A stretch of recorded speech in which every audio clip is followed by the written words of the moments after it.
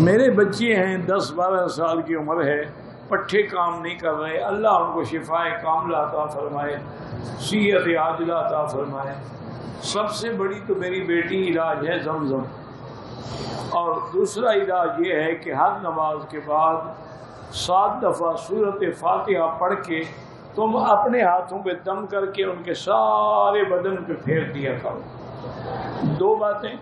اور تیسرا علاج یہ ہے کہ حدیث پاک میں ہے باقاعدہ، حضور نے فرمایا کہ حبۃ السوداء شفاء من کل داء الا الموت، یہ کلمنجی جو ہے یہ ہر بیماری سے شفا ہے، صرف موت کو شفا نہیں دے سکتی۔ تو اس کا طریقہ یہ لکھا ہے حکماء نے کہ تلوں کا تیل جو ہے، آپ سمجھتے ہیں آپ کے ملک میں عام چیز ہے تل، ان کا تیل مثلاً 2 چھٹانک، 1 چھٹانک اس میں کلونجی کا تیل ملا دیں، اچھی طرح ملا کے رکھ لیں، اسی تیل کی صبح شام ان کو مالش کریں تو انشاءاللہ اللہ کی رحمت سے تکلیفیں دور ہو جائیں گی۔ حدیث کا حکم ہے، ہمارا تو ایمان ہے۔ اگر تمہیں یقین نہ ہو پھر نہ کرنا، اصل بات ہے